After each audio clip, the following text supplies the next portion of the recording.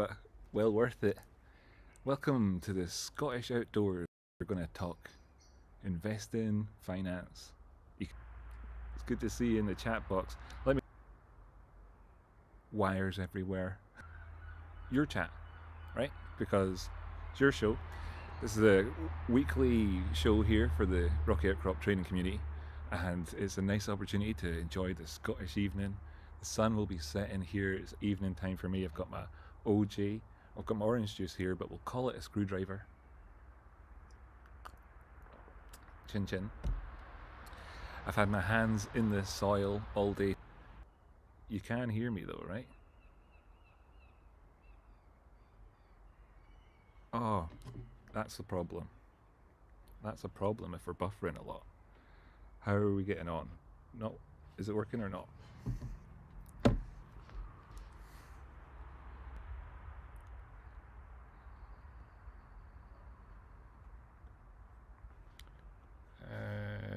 A fair bit of buffering, yes. Pause will all be behind a lot.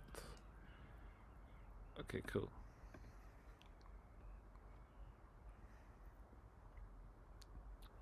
Just have to hope for the best.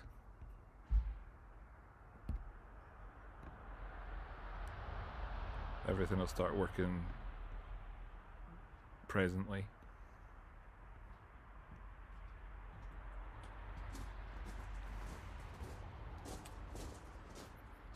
Apparently we've got a bit of buffering, but thanks very much. Jimmy's just given me a sandwich. Say hello to the camera.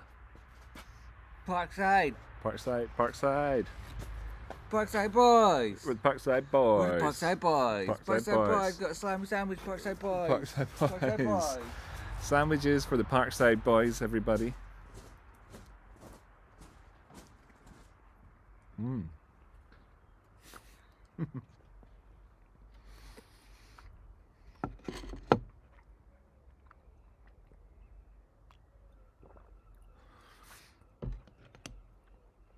It's the Parkside boys. Parkside.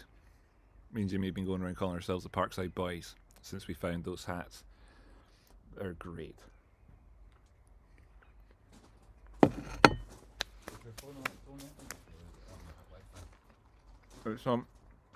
It's going through the phone internet's great. Everyone's streaming well. My chat box doesn't seem to be populating at all here. Oh, now it's working for me, my chat box. That's good. Sweet. I was waiting for people to tell me if it was working. Looks like ham and cheese sandwich. That's right. Okay.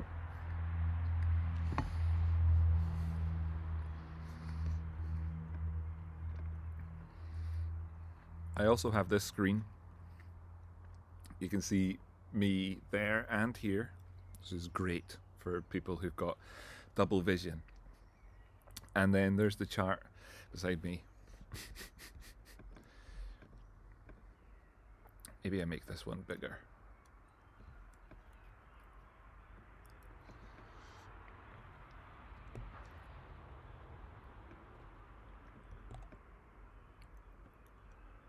We'll go like that for arty time, for arty farty fun.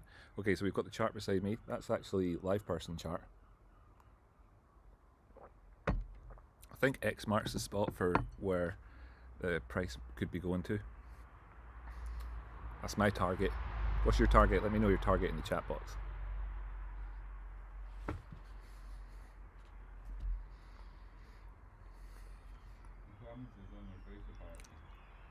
Okay.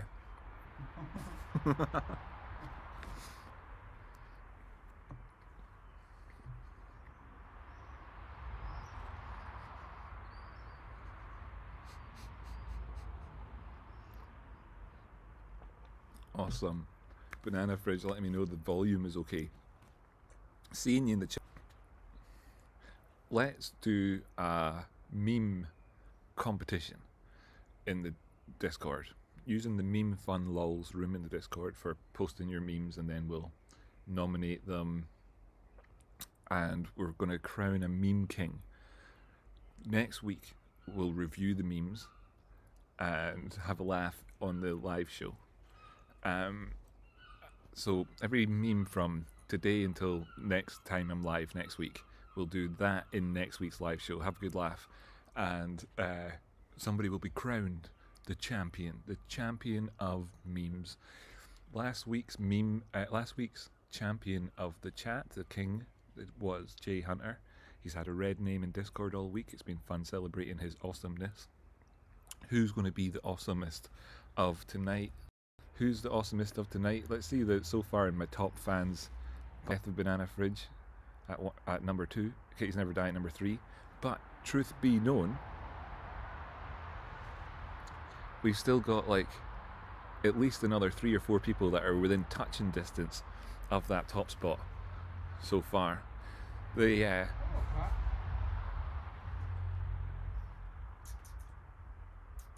Wow, real wildlife moment there, ladies and gents. A cat has just entered the scene.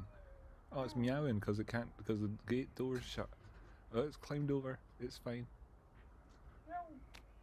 Hello, cat. Frippin' jeepers creepers. That one's scared looking cat, wasn't it?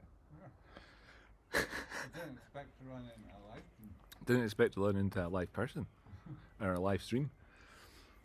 So I went back to the big screen there to tell everybody we're doing a meme competition. So we'll have a king of memes come next week. We'll also have a king of chat next week as usual, or queen, depending on who wins. We're also getting the top donator and all that crack. They'll be rewarded with a red name in the Discord. It's good to stand out and be loved by everyone. That's right, Kitties Never Die. It was a Rocky Show cat. Came along just to be part of the show. Wanted to cat bomb us. We've gone back to the camera. Okay, so we're going to be looking here at technical analysis, folks, for our live stream. Parkside Boys doing technical analysis with ham and cheese sandwiches and OJ's screwdrivers.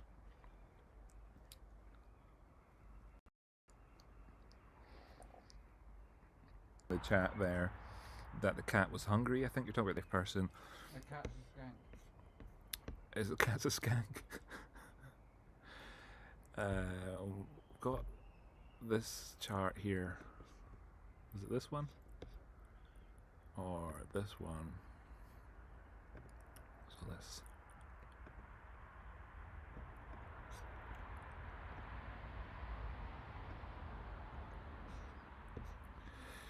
So we could be going down to this X.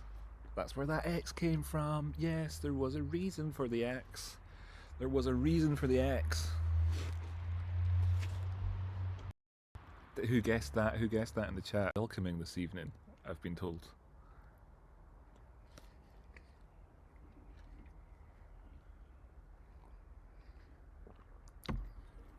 That's where that target came from.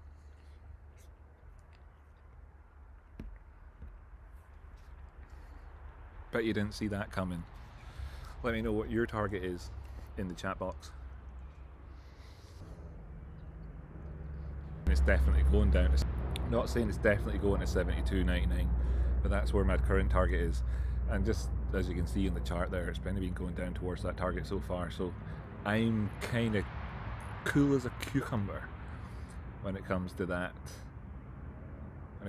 As the sun sets here in bonny Scotland and we go into a beautiful evening together, hit that like button on the bottom of this video, and my a lovely warm Scottish blanket with me here to keep me nice and toasty, and my Parkside Boys hat.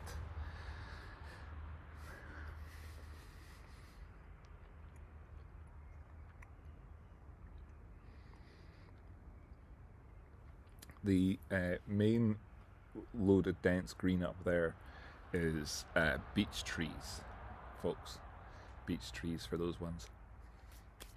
Welcome to the show if you're just joining us.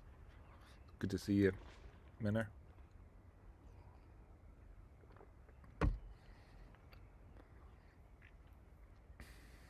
I'd have to tidy up the greenhouse before you got a greenhouse to release a.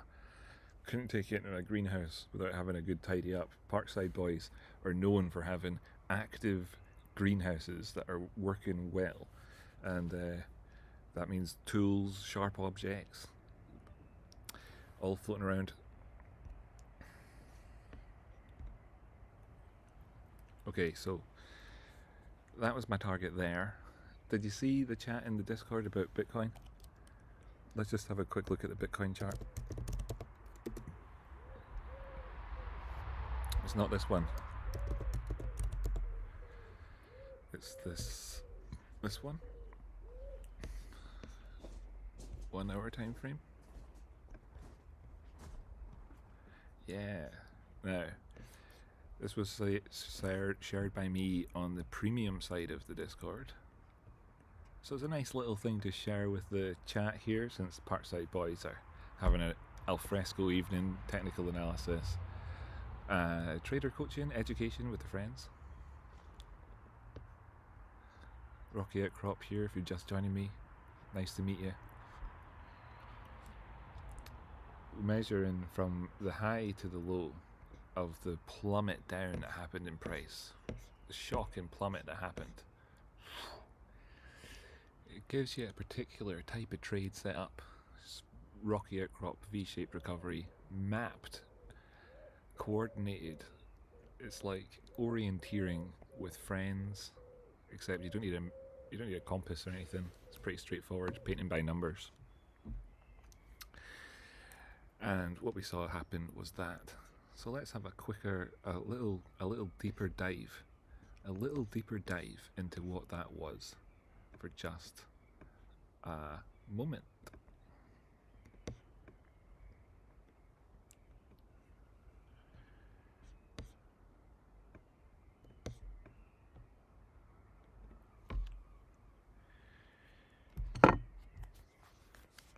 Got my remarkable with me.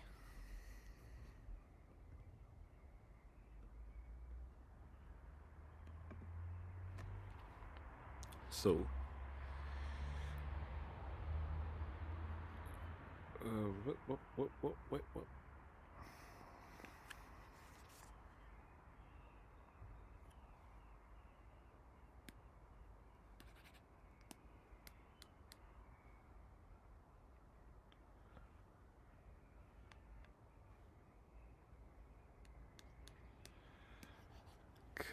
Come on, remarkable.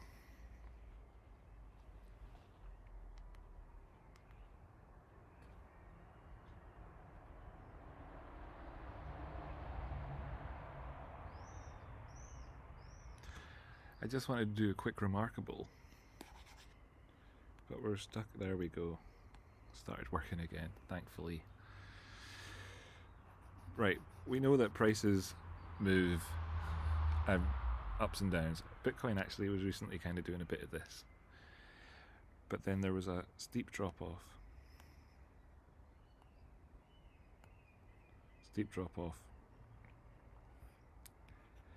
Prices plummeted down, and they had this kind of feature on the charts where you ask yourself, is this going to bounce from here? Now, there was a good reason for why it might bounce from there.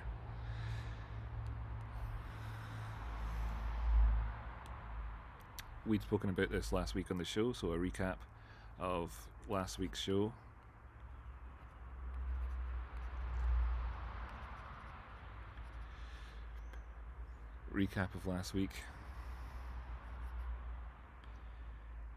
We spoke about Bitcoin having done well, actually,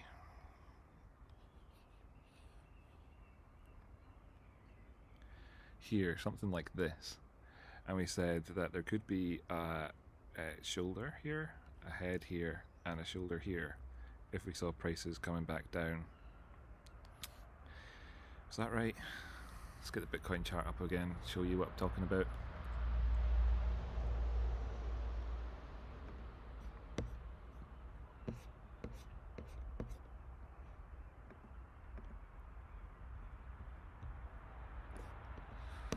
We'll do the 4 hour.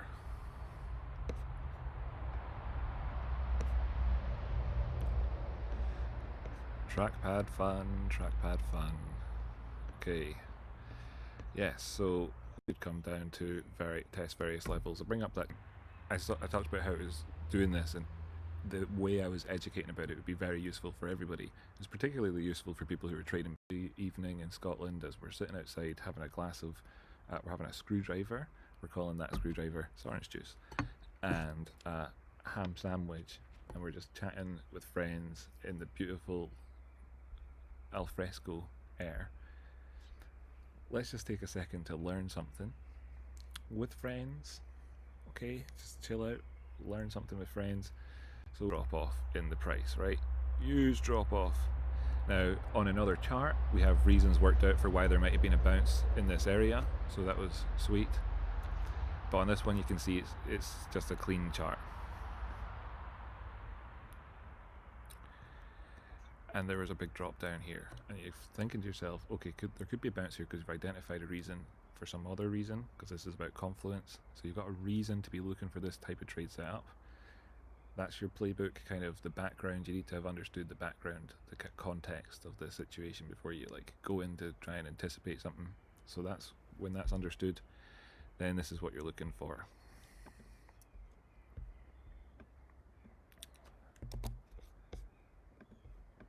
This is what you're looking for.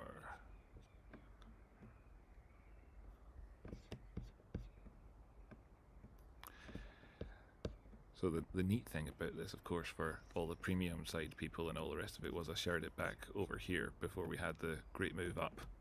But that's cool. We'll cover all of that in the show. Obviously, it's useful for education purposes, even if it's like you're not taking a trade off of that right now. So this is the base. Starts off whenever you get past the 236. That's step number 1. Then you're looking to bounce off the 886. That's number 2. Then number 3 is you find support around the 618. This is working out like textbook. It's a great example. Next set of steps is you're looking for a test off of the 100% retrace, and then often after that you're looking for the 1618, and that may signal a trend change. Brilliant. What a powerful pattern. Great to know.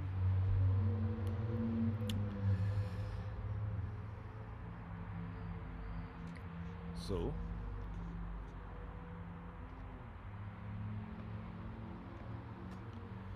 that was the reason for the trade, because we said it could come down to form some head and shoulders. You saw the head and shoulders and all that, right?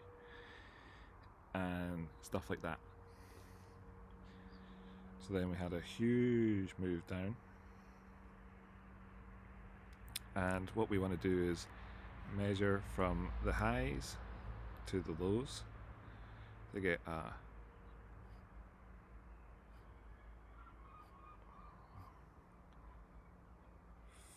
fib. I really need to get my screen working properly here. Anyway, fib retrace. Oh my gosh, this is not working. We'll not worry too much about that not working. That's what you're looking for, to use the fib retrace tool on this sort of big drop down, and then these targets. The first one, of course, is the 236. So once it's made a recovery up to here, often it'll come back and test, right? Sometimes it comes back down and has to do a double bottom first. That's obviously a less good setup. Comes back and tests, and that's generally where your entry point is. You'll get a good test there. Ooh, what's that? I feel like a lot of chocolate on your biscuit. Join a club. Parkside Boys. Parkside Boys. So that's that bit, and then you're looking. If you get that to succeed, you're hopefully going to go up and test off of the 886, right? This is where you would then sell at step number 2, first off, when you get up to the 886, because that's where you're going to see our drop back down, and it gives you the second trade as part of this setup, where you get in at the 618, and then you're looking to take that all the way up to the highs. I know my remarkable screen's a bit of a mess there, so let's just bring back up the thing here. So we got a nice move. You would sell at number 2. That's the 886 from the high of the move down. On the 4-hour time frame here, I'm looking at it. There's a wick which is up towards the top there. Measured this actually on the 1-hour time frame.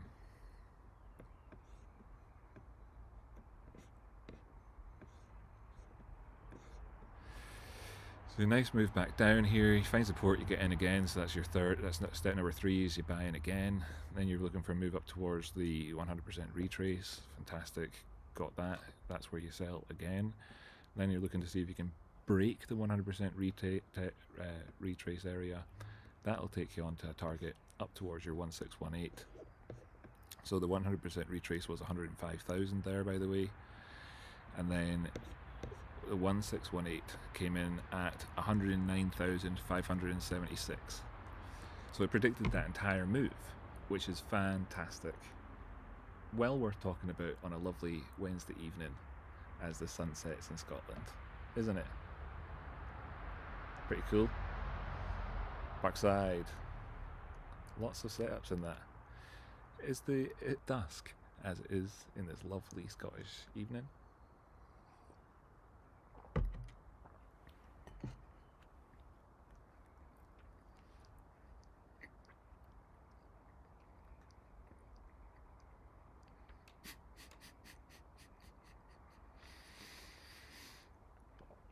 Parkside boys.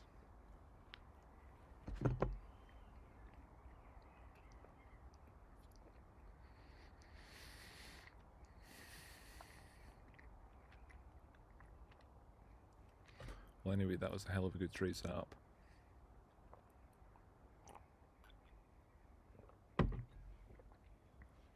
Really good. We nailed that one. Congrats to anybody who took that along with me. Let's jump over to the Bitcoin USD chart so you can see why we were talking about that. There's that same measurement that we that I used to perform that analysis, and I'll just redraw it out again here so you can see how amazing it is. The value of the lessons that I provide people is intensely good. Share this community with your friends, of course. We spoke about this purple box here, how we could come back down to this area to test to see if there'd be a sort of head and shoulders type of setup possibility. There's also this trend line at play. A move down which just broke and didn't actually have any bounces at the neckline at all, led to a move down here to test this trend line. You can see the volatility bands offering distinct roadmap. Parkside boys are impressed by that, I'm sure, for how prices were going. So when the prices were at these lows and we'd seen a recovery back up as high as this line and it looked like it was breaking through, it was the perfect time to then think, hey, could we get this trade set up? Measure it out and see where is that 236. Brilliant. Retest, get an entry, move on up, aiming to 886. Where was the high? Bang on. Bang on. Moved back down here, got in again around about 104,000. Moved up, broke through the 100%. Fantastic. Targeting up towards 109,500. We can see that there's another volatility band just there. Yes, prices moved up and down, taking profit at that area. Absolutely fine. Been able to sit on our hands ever since. Chef's kiss. Now the question, of course, is do we have a trend change? Well, as you can see, part of this setup was this downward sloping trend line. Downtrend trend line, right? That's the demand line on a downward trend. Bounced up the way. What's it put us back into? Looking at our volatility bands, it is part of the overall upward trend, but for us to be trending on the macro time frame, we need to see prices back up above 111,000. Obviously, this is very, very good, but we do have room for higher lows. It's worth continuing this out again just to remind us it's no longer accurate as it was before, but for this bounce, which is what we used it for. Actually, what we used that for was that doesn't matter. I will stop at nothing to avoid negative numbers, says I'm not a cat. Let's just have a wee shout out to the people who contributed to the goal to let us go al fresco. That's quality. Top fans this evening. We've got John Biscuits, Katie and Death of a Banana Fridge are sitting in top spot right now. I missed any donations or anything? Nope, my screen's saying I'm all up to date on that, although it doesn't have any from today really at all. So if that happens, let me know, if in case it's not working, not updating.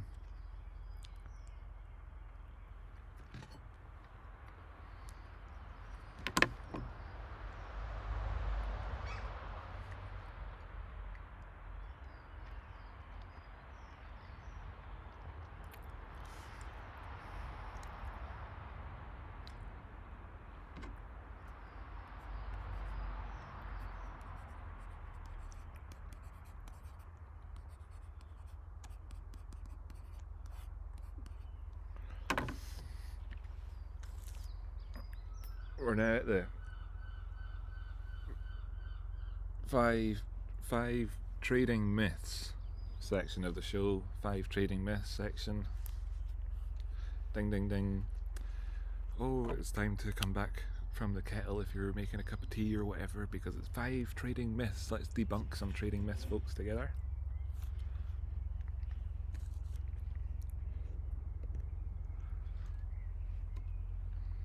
Five trading myths. Take my hat off.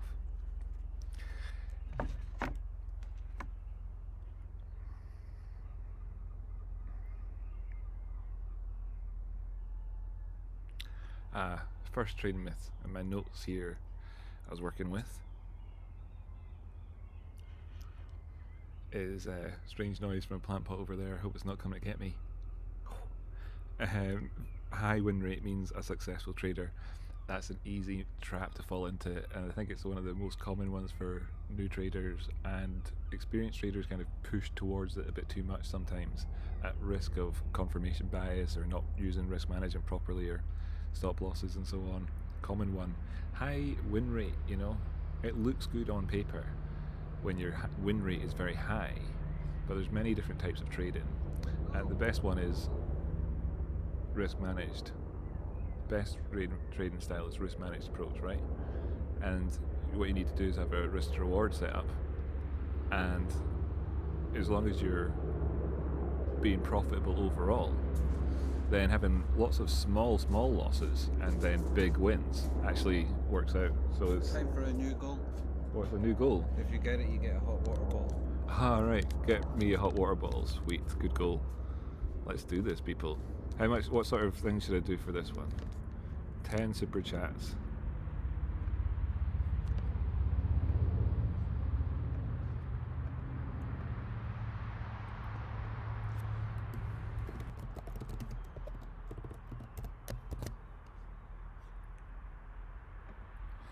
Help me, folks, help me with this goal in the chat. If you get this goal, then I'll get a hot water bottle. Whoa, that's cool. Yes, right, so the first one is high win rate means a successful trader. High win rate doesn't mean anything. You know, if you win $5 every time but then you lose $50, then you need to win 10 trades for every one that you lose. So it really doesn't mean anything.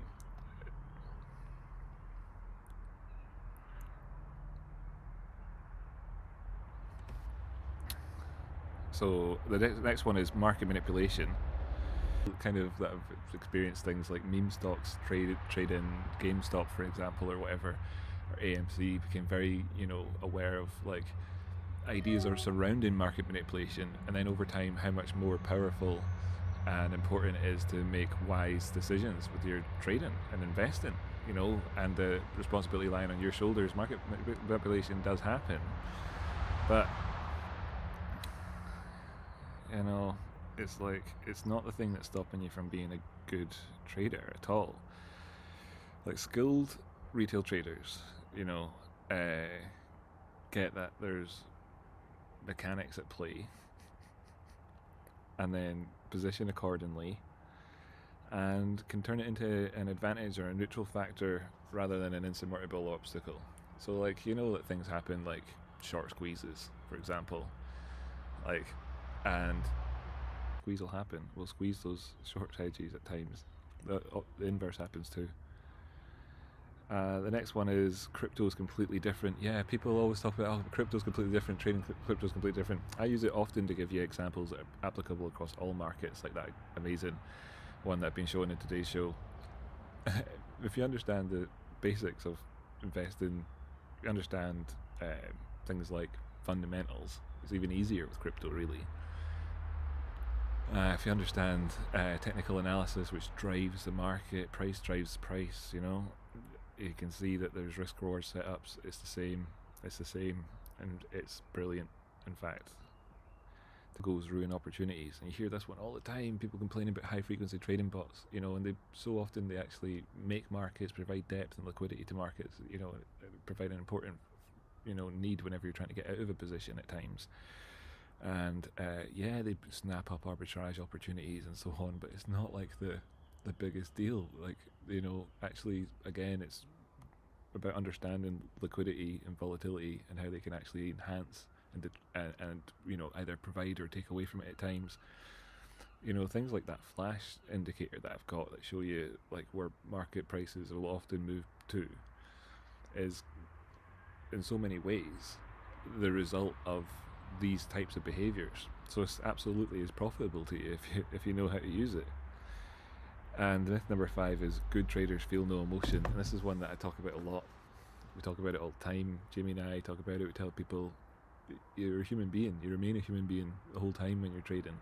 It's such a amazing 21st century thing to be doing this 2025 outside live streaming across the internet to the world. I've got a chart open talking about investing. It's amazing that we can do this. You couldn't do this 10 years ago. Here we are. Amazing.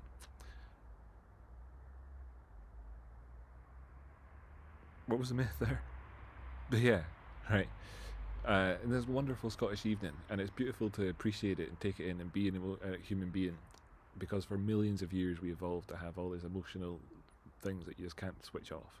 Good traders don't just feel emotion, they understand emotions and they're in tune with their emotions, and they can have a great sense of self and where they are as positioned versus those emotions, what driving factors are at play, and know when to step away and things like that. You still feel them, and tuning into that is really important. People kind of aspire to be a robot. Doesn't work. I'm going to just read those again, by the way. I'm going to do it so that I can make sweet ass content out of this.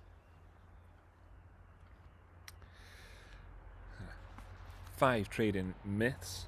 Number 1, high win rate equals success. A high win rate doesn't mean success. It's about how big you win when you are right, and how small you lose when you're wrong.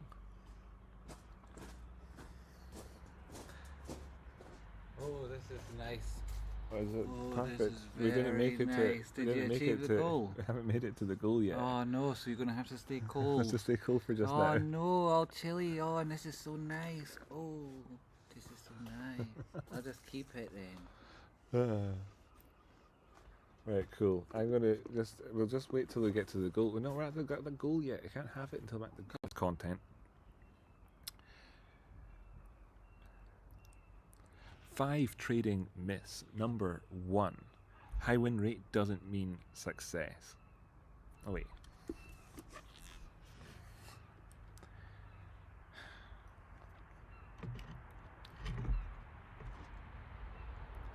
Five trading myths. Number 1, high win rate equals success. No, it doesn't. A high win rate doesn't mean success. It's about how big you win when you are right, and how small you lose when you are wrong. Trading myth number 2, market manipulation. Market manipulation won't ruin you. Understand it, adapt to it, and you will find your opportunities anyway. Myth number 3, crypto is completely different. Crypto isn't magic. It isn't magic internet money. Not really. It's an asset. Trades like everything else. Fundamentals, risk management, psychology still drive trading outcomes, and technical analysis drives everything there. Myth 4 is that algos ruin opportunities. It's actually, very debatable, that one. It's not really true. Algorithms and bots, they don't destroy opportunities at all. They create an awful lot. They boost volatility at times, and they enhance liquidity, and a lot of people rely on them. So actually, they create opportunities. Myth number 5 is that good traders feel no emotion, and this is the biggest lie that's ever existed. People want to be robot traders. It just doesn't happen like that. You get in sense of your emotions and tune with them. They help you make better informed decisions. Understand that 300 billion gazillion years of evolution actually can help you be a better trader if you learn to listen to your emotions. Sweet, I can make that into my blanket.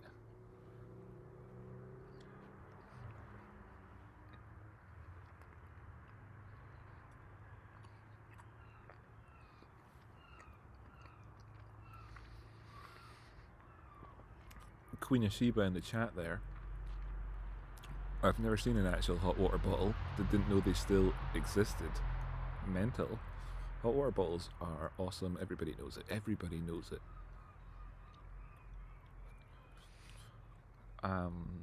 What better solution is there for being warm outside here than the hot water bottle?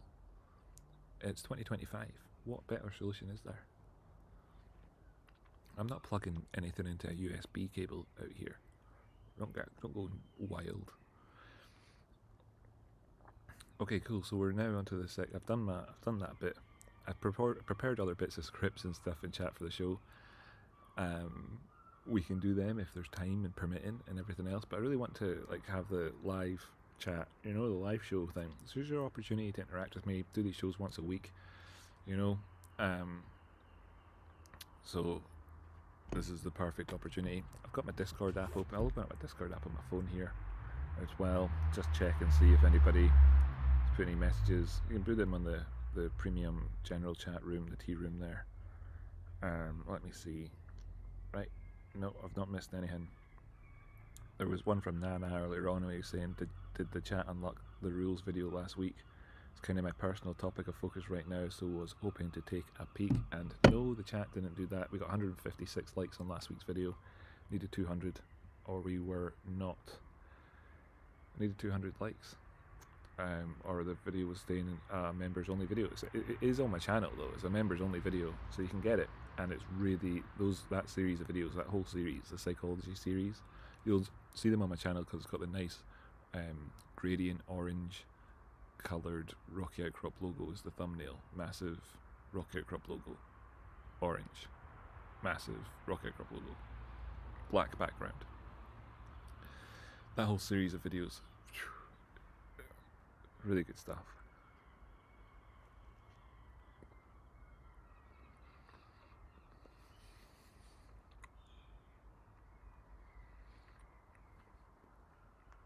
Yeah, the live goal, by the way. We're gonna get a cup of tea if we no additional blankets will be provided unless we reach our goals, and I'll get a cup of to light up how lovely and atmospheric this stream is. Is in the last week needs some news. We'll navigate there via the BBC Sport Scotland website, just so I can check in on my BBC Sport. Hold on a second.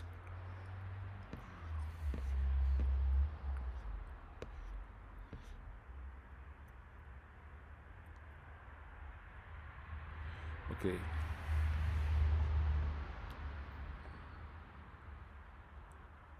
Oh, the budget, big UK news today. Let UK chat. Is anybody in the UK here this evening who is Zian Reeves's thing? We're still waiting to find out how the NHS is going to be fixed. I want to hear it, but this isn't the news I was looking for. I was looking for news on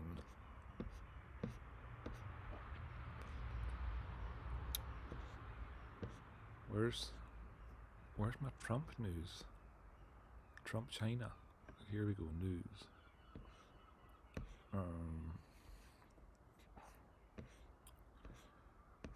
I have to look so hard to find. What's that?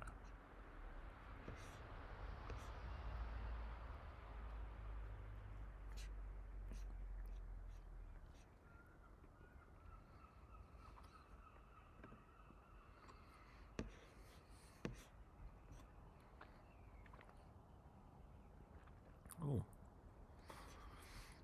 there we go. There we go. Took forever to get there. Needlessly difficult. You can see it was well worth taking a wee detour around the Sports Scotland website. It only took a couple of seconds. Peter Hoskins and Natalie Sherman reporting here on the Trump claims that GDP is about to go through the roof.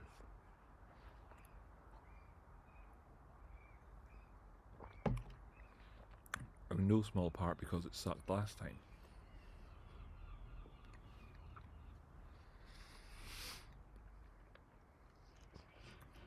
It's a big dynamic, so I'll have to do a show on that. It can be next week's show maybe. There was more as well I wanted to show people in terms of news. So, not what I'm looking for.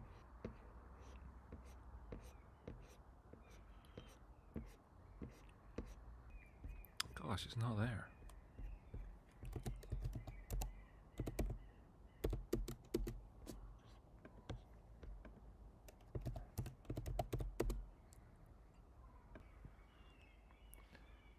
The world's biggest aircraft owner is set for a $1 billion payout. It's actually more. It's like 1,100,000,000 payout in Russian planes case. UK court orders insurers to cover losses from jets stuck in country following Moscow's invasion of Ukraine. So there's this kind of neato story that's happened here. It's been a massive court case in the UK. Landmarks, this aircraft company, buddy, one away from the goal. Can we do it? Thanks, Karen, for keeping it, trying to make it happen. Trying to make it happen in the chat there. Who else has been trying to make it happen? Lisa, trying to get me a hot drink. XD, M Devlin, go in to win. All you amazing people trying to get me a cup of tea. Minner, 1,000 Years of Darkness, Chimpy Yang, M Devlin, all you guys trying to help me get a cup of tea, eh? We're one away. Can we make it? We've got 10 minutes left. If you like a lot of chocolate on your biscuit, join a club.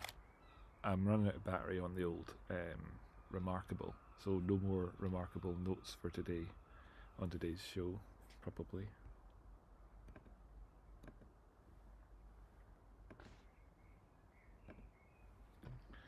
5 trading minutes. Yeah. Way. Yeah, we did it. Oh, is that not even in sync anymore? Right, perfect. Battery done.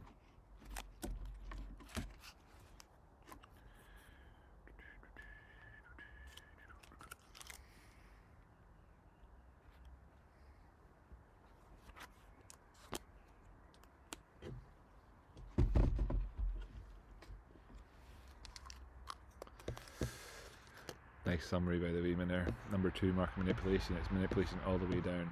Crypto is different, but different how? Fundamentally or technically? It's a little of both, sure. And you could trade them just the same.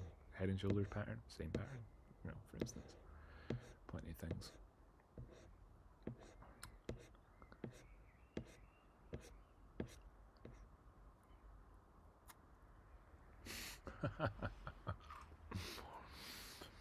Yeah. Oh, there we go. Rod Bigelow came in to save the day. Save the day. I'll save my biscuit for when the tea arrives. So, folks, having our little campfire meeting this evening. I hope everything's working really well with internet-wise and everything. Hope you can hear me perfectly. Way. Yeah. Way. Alright. What a brilliant result from the chat box. Yes, they made it. Legends in the chat box. Well done. Well done. Total legends. Well done, everybody.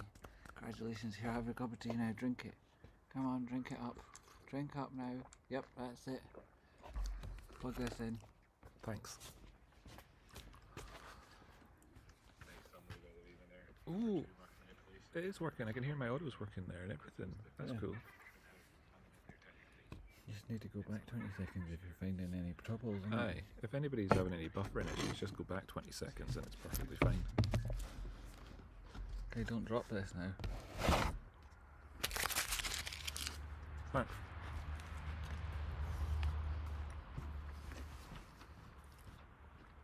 Backside boys. Yeah, so we're having our little campfire evening out here, doing a lovely live show with the community. I have my chat box open in here. There's no buffering. I've got my cup of tea. Having a little campfire technical analysis trader investor summit. Oh, cheers, I'm not a cat for trying to support the goal. That's really cool.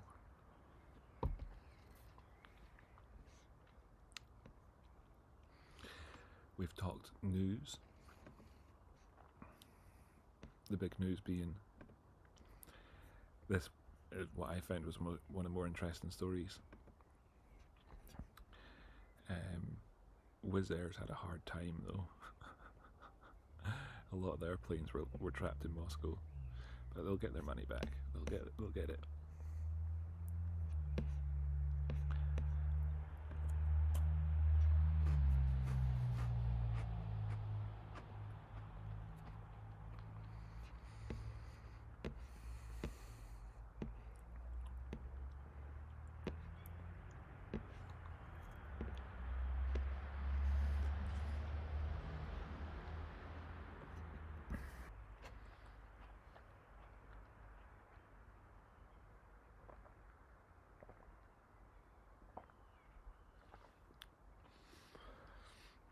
It's amazing, isn't it, how a bit of news about the Middle East can make oil prices go up loads.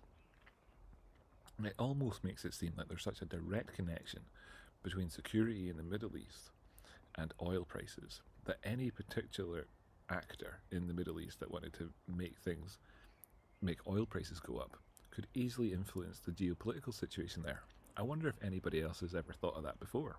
Anybody? Because if any of them thought about it over there, then my goodness, they could really wonder who would benefit. I wonder who would benefit from anything like that. Wonder who would benefit from something like that. Maybe one of the oil producing countries in the region, but they wouldn't do anything like that. They wouldn't. Things like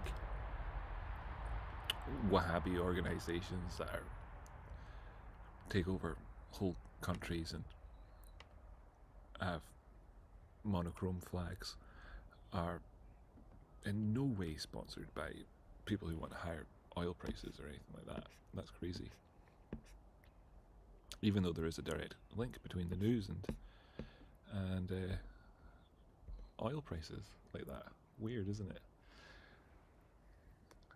Welcome to the campfire if you're just joining us. Good to see you, by the way, Bolter. Have we only got 3 likes? I hope you've added your one to it. You can be 33% of what's keeping us afloat over here. Jimbo Jim, I hope that's not an orange or mint club being dunked in the tea. No, Jimbo Jim, that was not. That was a salted caramel club that was being dunked in the tea. So you'll not have to worry so much. There's a 1 year lag on oil price spikes, and unemployment in the US happens every spike for 70 years. Oh, I wonder if anybody ever knows that. Interesting. Yeah, so here we are with our wonderful campside fireside chat here in the evening. It's Scotland's wonderful evening as the sun has been setting behind us. It's night time now. I've just had a lovely dunked in tea biscuit, breaking all the rules over there. Sitting here in the garden, chatting investment with everybody. We talked 5 trading myths earlier on. We talked about $1 billion payouts to the world's largest aircraft owner. We've talked a deal being struck between China and the US that brings them back to the 4th of April sort of situation. It's a step in the right direction, signals positive stuff to the world. I've got my Discord open here on my phone so I can see if anybody messages in this lovely evening that we're having.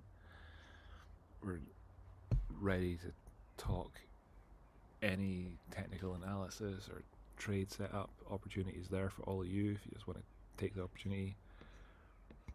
Oh my goodness, are people saying people are cows? I haven't had tea with milk in it since I was a kid. Yes, you should have normal tea. You should have normal tea that normal people drink instead of like hippie tea that people drink. It's like if an American asks you if you want a cup of tea, it's like almost like scary. Like, are they going to give me something that's completely bulk, like, or is it going to be like actual tea like this? And sometimes it's this, and you're like, wow, amazing. But loads of the time it's not. They come back with some like raspberry and mint lemon concoction with chamomile or whatever. And you're like, man, that's not tea. It's not tea. I mean, I'm Scottish, alright, and Irish. Like, I basically am 89% of my body is composed of tea. I can't be drinking non-tea.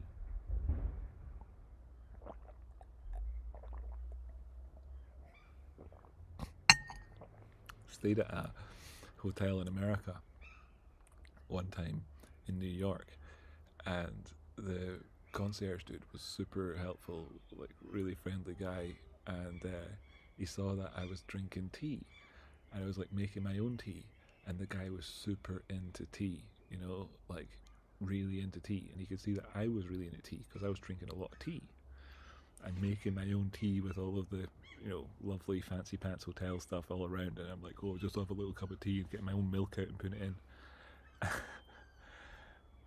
Except he understood tea in the sort of the American way, and he thought that there was some sort of overlap there. It's like we totally didn't understand each other when it came to tea. But he was trying to be a really super nice hotel concierge. So the next thing you know is he goes out and he buys like milk for like when you're staying at a nice hotel, they do stuff like this for you. Right? They just like you just walk into the lobby one day and then someone will run up to you and give you some milk and say, oh, I saw you were using this milk, I brought you some of this milk, this is the type of milk that I like to use in tea. And I thought, oh great, that's cool, wonder what it is. And it was vanilla flavoured almond milk.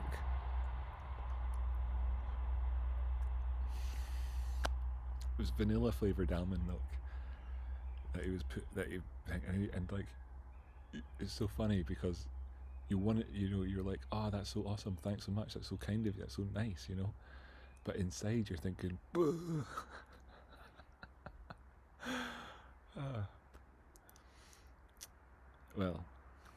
that was a story about tea in America.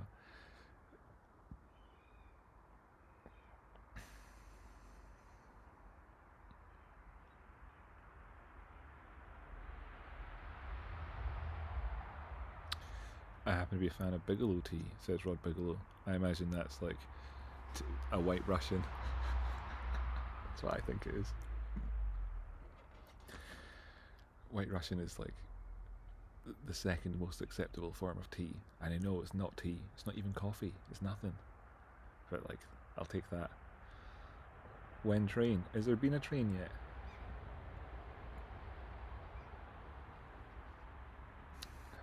Well, folks, yeah, I'm looking for people to ask me about, like, you know, technical analysis or investments or anything like that. I mean, one of the things that I came here expecting to talk about today at our little campfire investment as the sun sets in bonnie Scotland's summertime outdoors alfresco stream. I thought that what we'd be covering would be inflation figures. The US this week has released its inflation figures. They're 2.4%. That's right. I didn't even have to look at a screen to read that. It's not even on my screen. Not even on my screen. Still that crap that's open on my screen. It's big news. I don't know why it's not, like, you know, more visible on the news thing, right? But that's the news. Like, let's go look it up. And of course, Too Late Jerome is gonna get like more. There we go. This was when 10 hours ago. Should be featuring higher in the in the chat. It should be featuring in the chat. It should be higher on this website's news page. Don't you think? So inflation rose less than expected to 2.4% in May, which is good because we've seen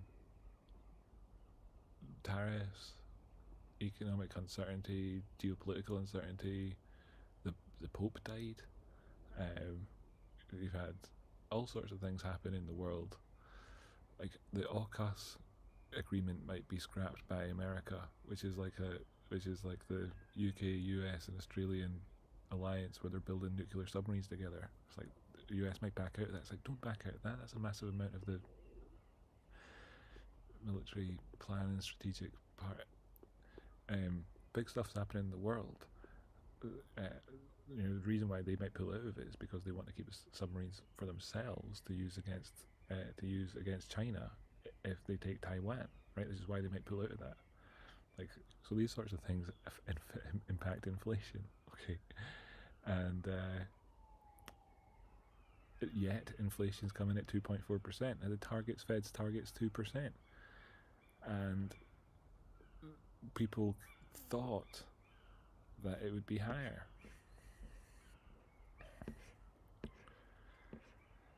Some people are saying it's not as pretty a picture as it is painting, because some of this is things like airline tickets, which aren't as influenced by tariffs. They're more influenced by oil prices really than by tariffs. We've got somebody here saying, if inflation stays under control or the job market weakens, the Federal Reserve will likely consider cutting interest rates down the road. This is a big topic conversation. Right now there's a 2% interest rate. 2% interest rate in the European, for the euro, right? You're borrowing euros to buy a house or a car or whatever in France or Spain. You're paying 2%. 2%. It's a topic of conversation, right? This is like the sort of stuff that the sort of stuff that I usually do.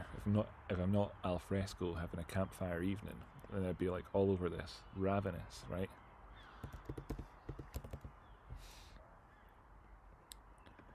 Featured.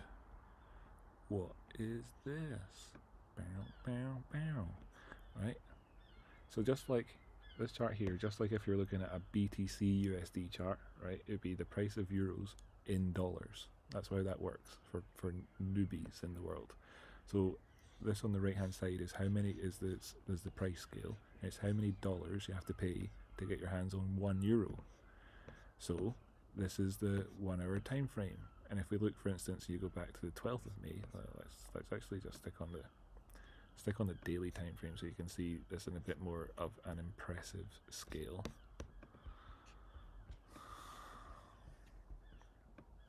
Okay, so like so when I'm in the chat, right, and I'm like, why is nobody talking about this? It's like big fish, it's big fish stuff. It's always big fish stuff. It's interesting stuff. It's always interesting. I don't want to talk about it. So look over here, right? This is the increase that we've seen in the value of the euro versus the dollar, while you can borrow euros for 2%. It costs you more to borrow dollars, so like the European is like the value of their euros and the cost of having those euros versus the cost of the dollar.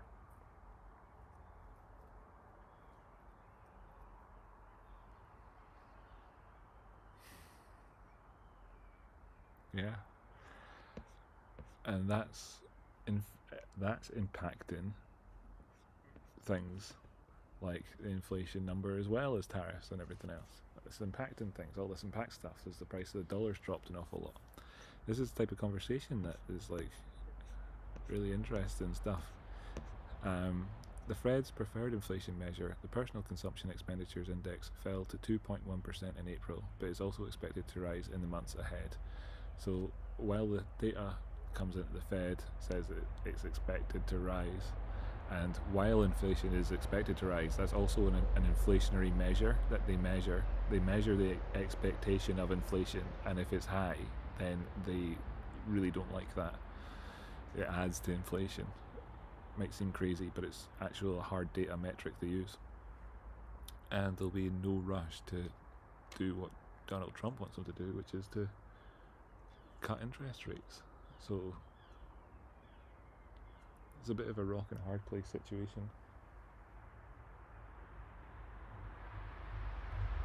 I hear the stones rustling around behind me. There's a cool wee hedgehog that lives up here.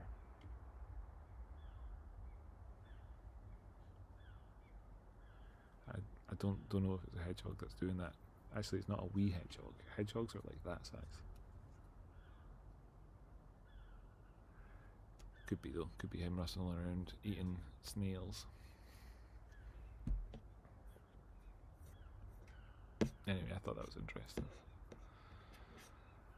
Wonder if people notice the drop in inflation in the US.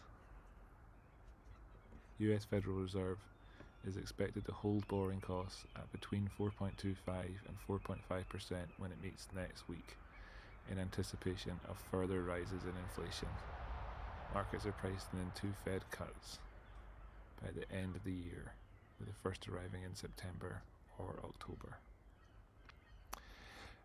Another really interesting thing that's happening in the world right now, of course, is like chat from Jamie Dimon. Bonds break. What was this exact quote? This here was chat from the 3rd of June. Bond market crack could destabilize markets. You're going to see a crack in the bond market, okay, JP Morgan CEO Jamie Dimon said in a May 30th speech at the Reagan National Economic Forum. That's a big thing to say. You're going to see a crack in the bond market, okay. A bond market crack could cause bond prices to plunge. Thank you very much, man. That's awesome. Bond market crack, alright. But JP Morgan themselves have gone long on long-term bonds, deep into long-term bonds, really deep into them. So they're betting big that short-term interest rates will drop, that long-term bonds will be fine, and their CEO, and one of the most influential voices in global finance, is saying that the bond market's going to crack. Super interesting. There's a massive disparity between words and actions, and you could present this as a simple case of being, mouth says one thing while the body does another thing, and actually, he's just trying to distract and evade strategically so that he can get JP Morgan that no, that's not what's happening. That's actually not it. That's far too facile. What's actually happening here is you've got a person who's of extreme influence, and he's trying to use that and leverage that influence for good, so to speak, as his duty is as the CEO of JP Morgan. Meanwhile, he also has a duty of CEO of JP Morgan to do the best investment thing. So he isn't out there trying to 4D chess the market and giving him a slightly better deal on his bonds so that he can go long the bonds and convince everybody to sell them so he gets a better deal so that he makes 0.1% more. No, he's meeting his responsibilities, his 2 responsibilities at the same time. It's a fascinating story. Fascinating stuff, It's one of the things that if I had more energy this week, I was going to make a special article about for the Discord.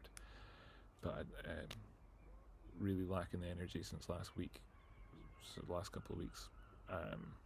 As you know, I've got chronic fatigue syndrome. It's tough, and just not being able to do it.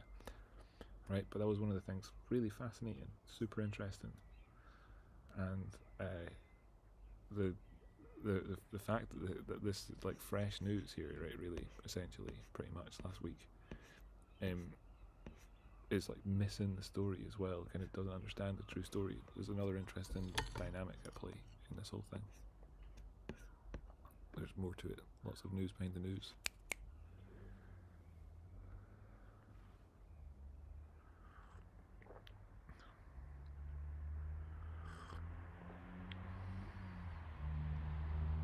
Yeah, it's great service at this alfresco dining spot, isn't it?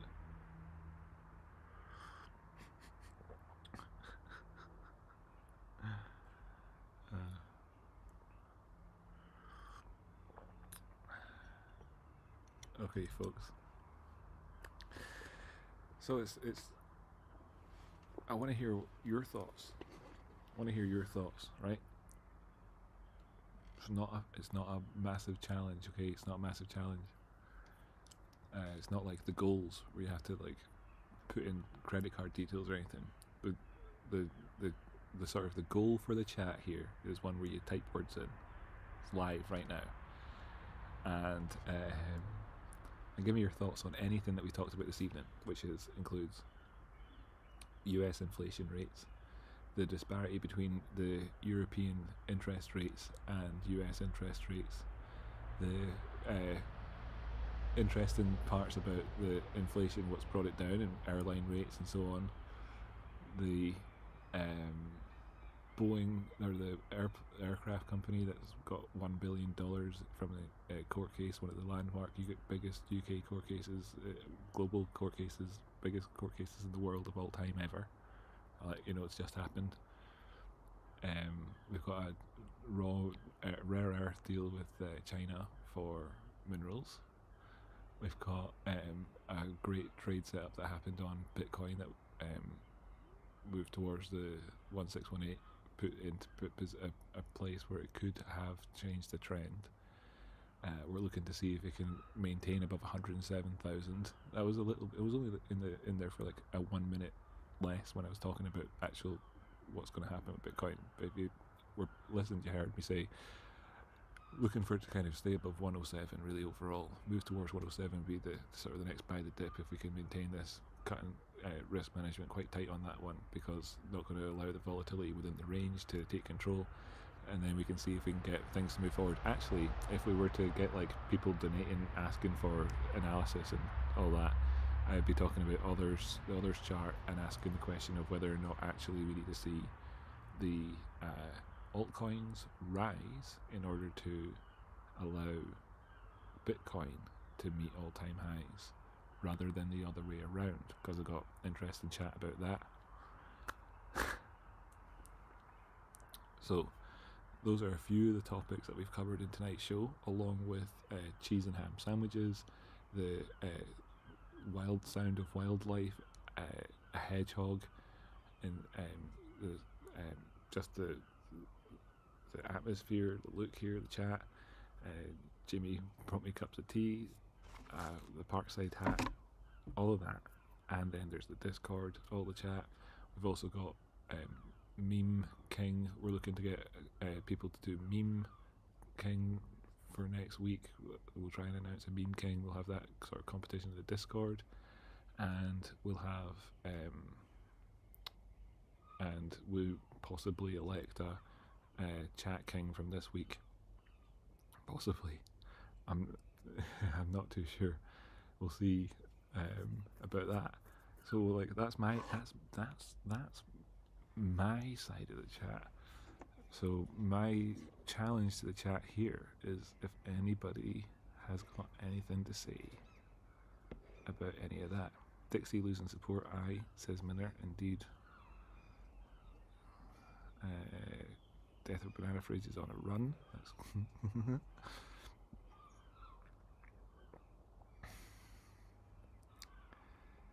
You're at number 1 in the chat, that's cool.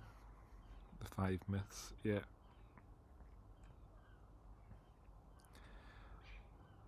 Birds are great here. Free-sided discourse, real. That's a history lesson they don't teach us in school. A couple of pints and you're in.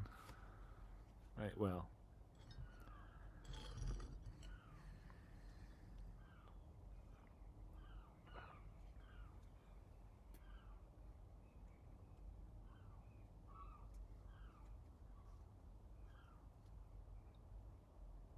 It absolutely is the hedgehog.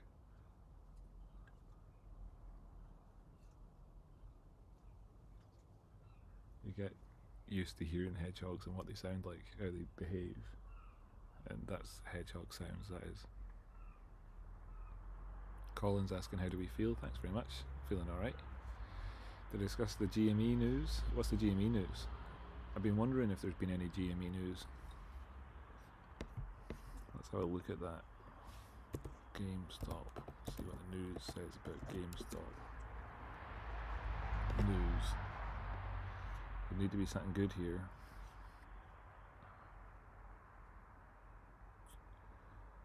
No. No. No. Buddy, what's the GameStop news?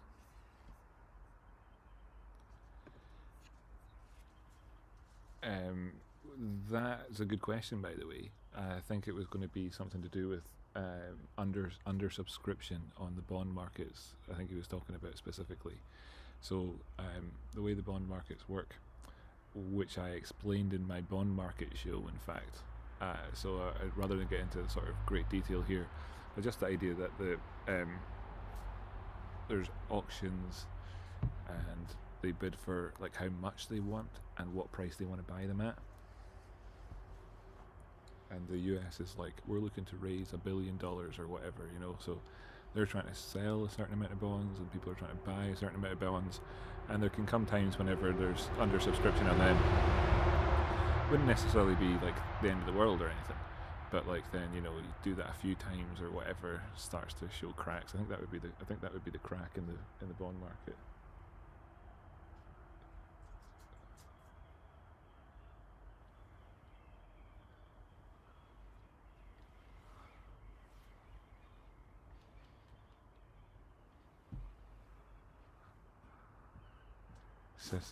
It's so unusual to see hedgehogs. Hello. So the Bitcoin news, they're diluting again. Bitcoin, what, they're doing it again? They're diluting again. Another 1.5 billion, so that they can fund purchases in Bitcoin. Right. So they spent 500 million on the billion they raised. Yeah. So they didn't spend it all. We don't know what price they bought it at. Maybe it was a good price. Might have been a bad price.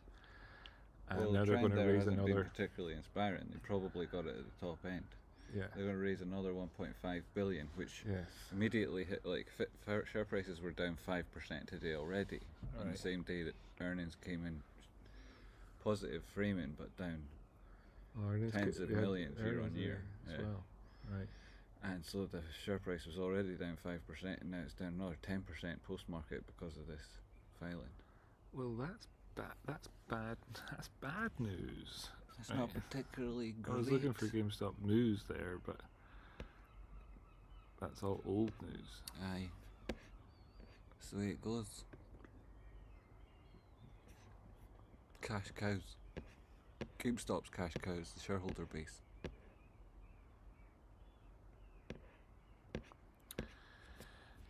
There's nothing ever to see in the GameStop earnings. You know, like, it's like, Jamie, people are saying, oh, GameStop earnings and stuff like that are out or whatever. And it's like, I would like to go and look up GameStop earnings in a sense, because I'm kind of muscle memory.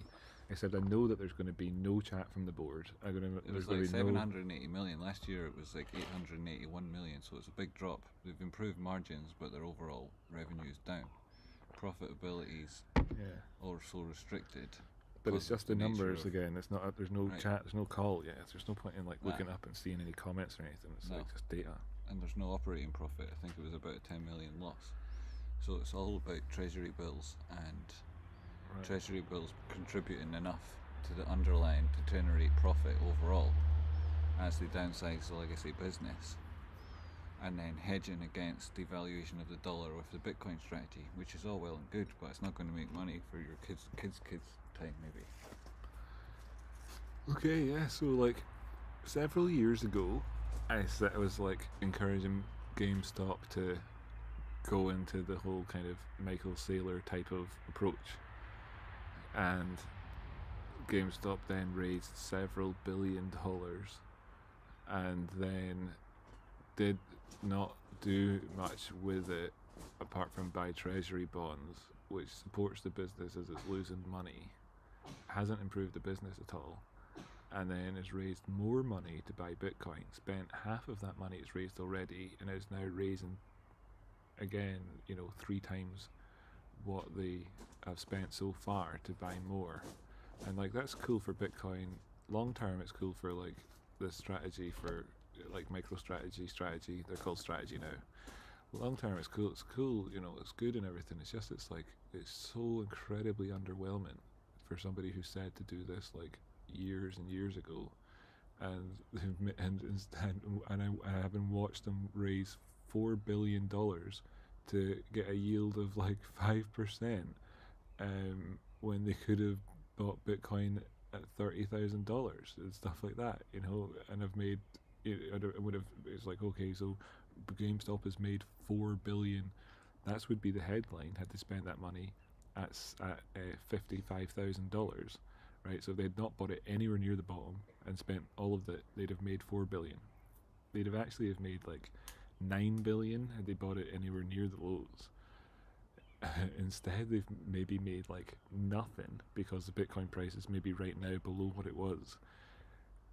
It just makes you think, what the fuck is Ryan Cohen doing? Like, what the fuck is he doing? Like, I mean, it's like literally basically nothing, right? And it's like, you can't talk about it because it's like, oh no, what am I doing, shitting on them or something? It's like, no, but like what you can talk about instead is the things that I talked about years ago. So I talked years ago about them doing what they're doing now, and had they done it at any point in the interim time, they'd have made billions of dollars profit. So my feelings of being underwhelmed exclusively stem from the fact that the performance of them has been very underwhelming. On a literally, that's what the result is. You know, it's very underwhelming. Unless it turns out that they bought the Bitcoin at $69,000 or something like they could have done just there recently, or 72, 71,000. What was the low? So if they bought half their money there at 71,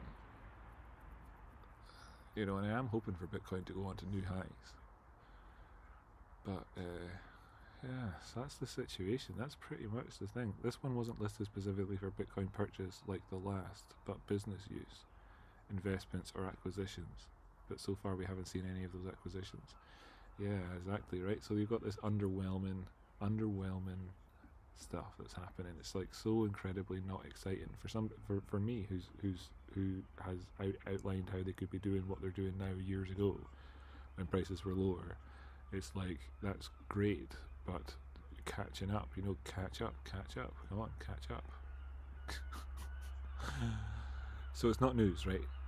What they're doing is they're doing what they've done before to go back to raise money from markets because they're not able to do it as a business. It's just the fact, right? Doesn't matter how much kind of credit you have with the social media, it doesn't make your business good. And their strategy is to focus on so it's like they need to actually do something that's newsworthy. Maybe one day they'll do something newsworthy.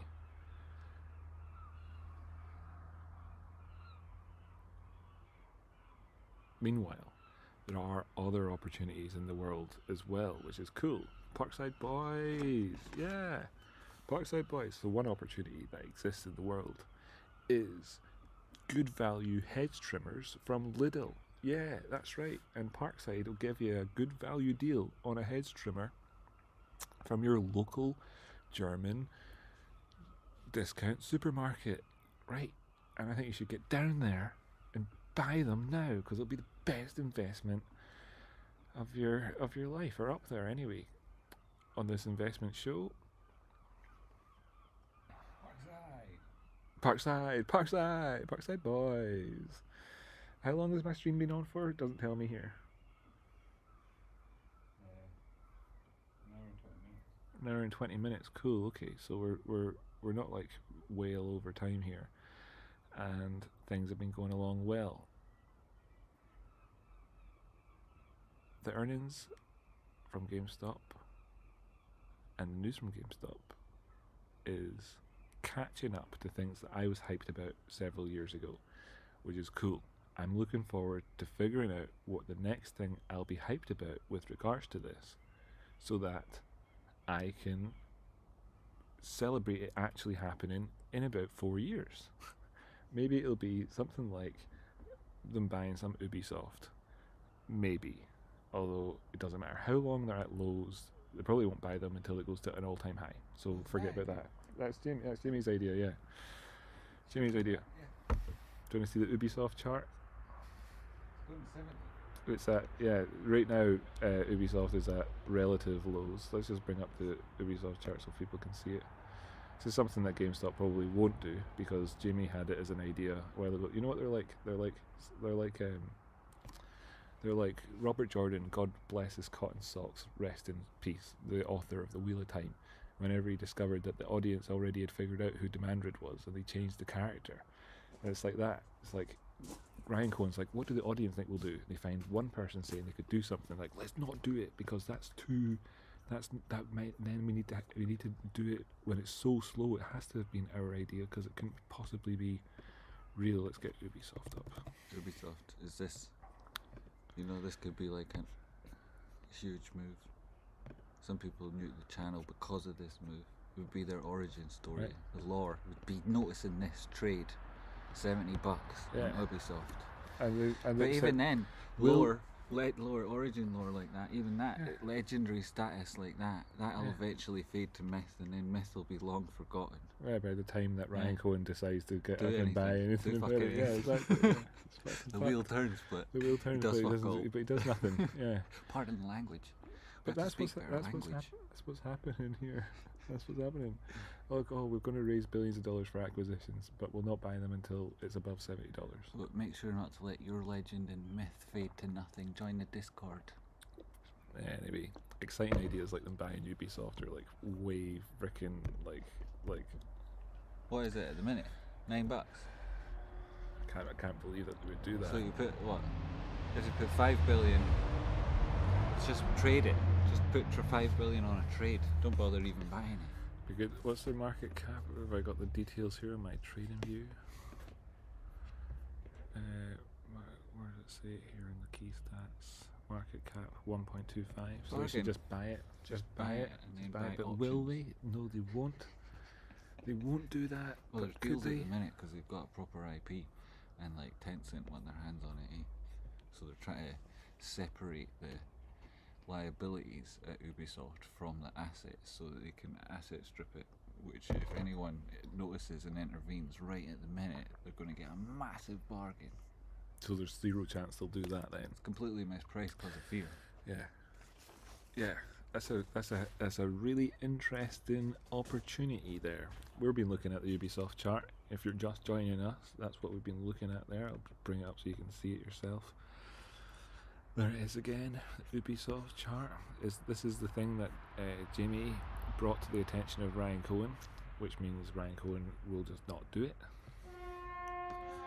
In the same way that I'd brought Bitcoin to the attention of Ryan Cohen years ago, just didn't do it until it was too late, to the point that it seemed like it had to have been his idea, because it definitely wasn't my idea whenever it was my idea to buy it at $30,000. It definitely wasn't my idea to buy it at 108. Don't quote me on that if it goes to 200,000, because it's my idea to buy it for years and always will be. Keep buying it, great, keep doing it, and do something interesting as well, please. Just do something interesting as well, please. Probably won't though. Did you hear the train? I hope you heard the train there. It was coming along to say hello. Hello. Just to say hello to you guys.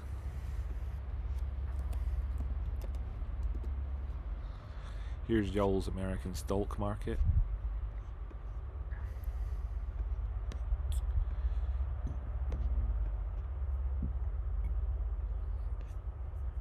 So I think my psychology map for the world worked out incredibly well. This is the weekly time frame. Remember those weeks when it was in bear market and everything was so intense? Remember that, how intense it was? And then you remember how it got past that stage, and went back into correcting territory, and actually gapped up, and everybody felt like the world had become sane again. And China and America struck a deal that admittedly only put things back to how they were on April the 4th, but they've struck a deal and it's great, and they want to talk about it like it's good. It's all about signaling. It's all about signaling, since that's all this is, about signaling. So that's really positive news. And then you got all-time highs up there, which is like rocketing along towards that. We also had the chat here on Bitcoin recently, where I labelled 120,000 as being where confidence would be restored. As you can see there, confidence restored. If you can just about make that out in light green on your chart where my mouse is moving around, that's where confidence gets restored to markets again. Really have to hope this sort of doesn't turn into a womb and fallopian tube diagram pattern, as they're known, big golden arches.